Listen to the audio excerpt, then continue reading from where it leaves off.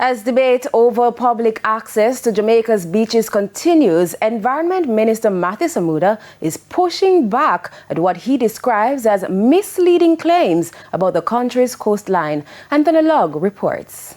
The issue of beach access is arguably one of the most contentious environmental debates in Jamaica. Beach activists and environmental advocates have repeatedly raised concerns that coastal development is limiting public access to the country's shoreline, a matter which has found its way before the courts. It's against that backdrop, recent international media reports suggested that less than 1% of the country's coastline is accessible to the public. We put the issue to Environment Minister Matthew Samuda. That is complete, total nonsense. It's a fallacy, it's a lie. And those who repeat it locally do nothing but hurt the country. And then when it reaches to the international media now, we're forced to dedicate bandwidth that we should be using to solve other issues. The reality is 21% of Jamaica's coastline is designated public beach. 17% of the 21 total is free, and there's unencumbered access to our coastline. While the minister sought to defend the government's record, activists have complained that their livelihoods have been significantly impacted by large developments, particularly all-inclusive hotels. They say their calls for intervention have fallen on deaf ears. But Minister Samuda maintains steps have been taken to ensure Jamaicans benefit.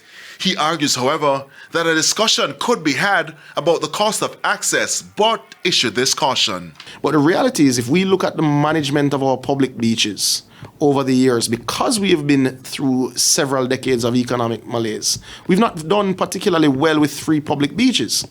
It is why, even with the 1956 Act and the amendment done by former Prime Minister Michael Manley, we went to a licensing regime because we simply didn't have the funds to maintain these public spaces with free access. So most of these beaches do have a nominal charge that goes into cleaning the bathrooms, that goes into security, that goes into lights for parking areas, that absorbs some of the costs that exist.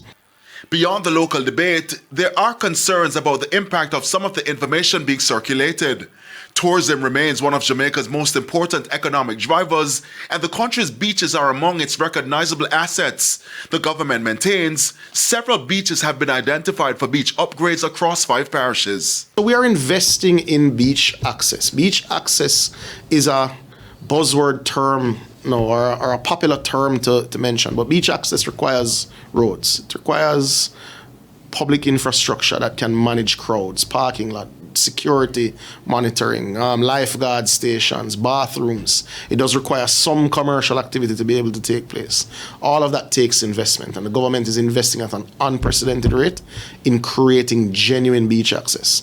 The debate over beach access is unlikely to end anytime soon because while activists continue to push for greater public access, the government insists its investments and policies demonstrate a commitment to ensuring Jamaicans can continue to enjoy the coastline while protecting the resources.